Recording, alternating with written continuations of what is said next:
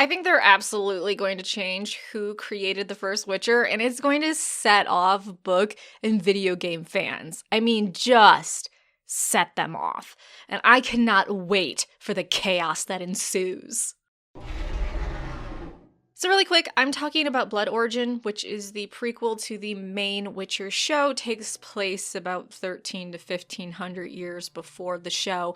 And basically, it's about the first Witcher being created to deal with the monsters that came to the continent via the conjunction of spheres. So just in case you're wondering, Rawrist, where is this coming from? The main show isn't really dealing with who created the main Witcher. I'm talking about the prequel Witcher show, Blood Origin. So honestly, I do think Netflix is going to go a bit different with who created the first Witcher. Although interestingly, the win is pretty similar between Netflix canon and all the other canon. Because in non-Netflix canon, it's the 950s that the first Witcher was created. And in Netflix Witcher lore, it's 967. So super duper close. But that's where things start to differ just a little bit. So in the Netflix Witcher lore, the first Witcher was created at Kaer Morhen.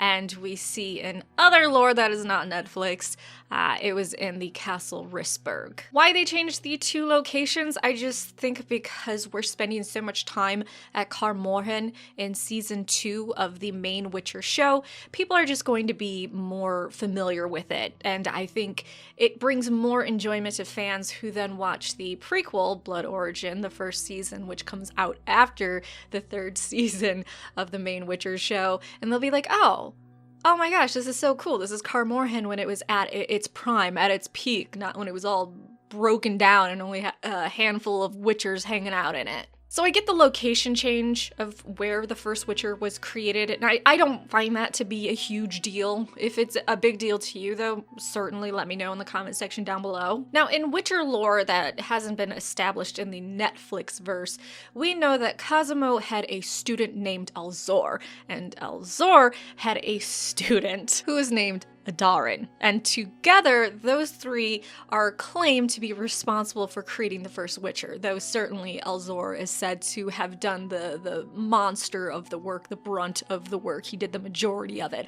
I know I said that in way too many different ways, sorry. These three together, who all focused on genetic modifications and mutations, well, it started with Cosimo, and either he attracted a person that was into it, or he got them into it.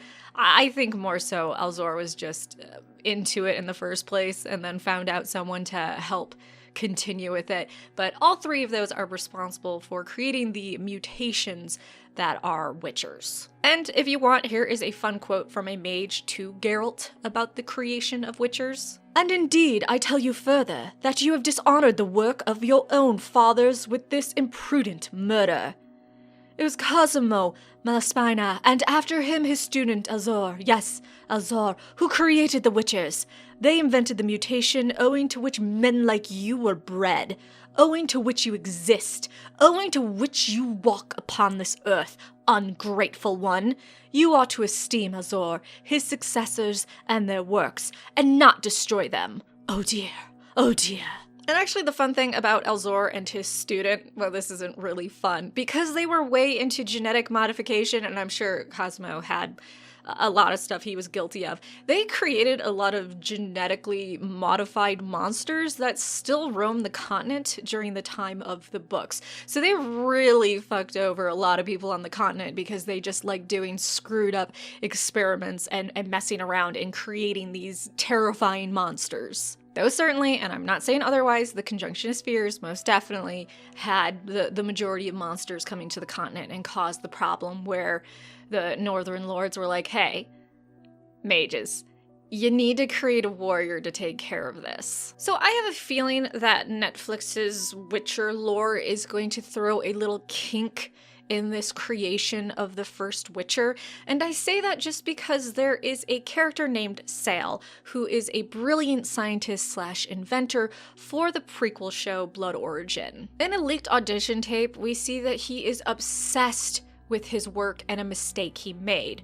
So he was doing some sort of an experiment and everybody around him ended up dying and he ran away, and that's why he survived. I have a feeling he was messing around with genetic modification, or portals is my other thing to other realms, but I talk about that in a different video. So I think he was dealing with mutations, genetic modifications, and it went out of control, and all his fellow mages were killed, and he managed to escape. So we could have Cosmo, we could have Azor, we could have his student, Adarin, but I have a feeling that 𝑒𝐴𝐿 is the main genius behind it, and they actually recruit him, perhaps very aggressively, saying, hey, we need your brilliant mind to perfect these mutations, to perfect these elixirs, because we need to create this warrior that can take on the monsters of the continent.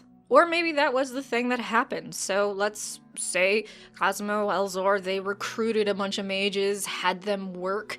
Because, you know, even in science labs, you have the little peons you make do all the small shit.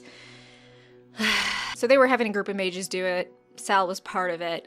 And maybe now he just wants to make up for what happened. He realizes how messed up it was what he was doing. Because we know the Council of Mages, or the Brotherhood of Sorcerers, they were not happy with what Cosmo, Elzor were doing and what they did. And we also hear talks in the leaked audition tape of 𝐴𝐿 being like, oh, the Council is not going to be happy with me. They're not going to let me do this.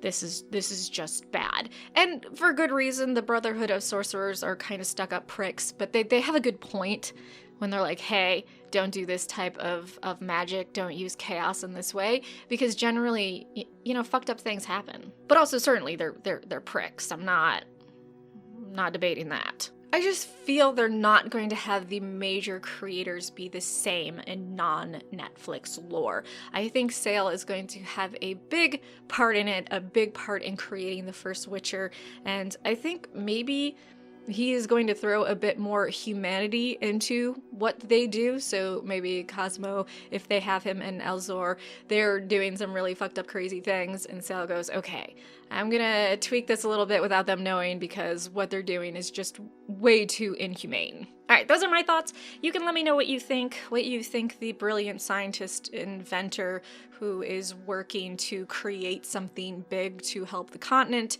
𝐴𝐿, what he really is doing, if you think he is part of creating the first Witcher, if he has any connection to Cosmo and Elzor, or if perhaps they're not even going to have Cosmo and Elzor and you think it's just going to be on 𝐴𝐿. Just like, subscribe, and lay all your thoughts about this in the comment section down below. I also have a separate video where I talk about who created the first Witcher in non-Netflix lore, so you can certainly check that out too if you're interested and you want a video where I just talk about that.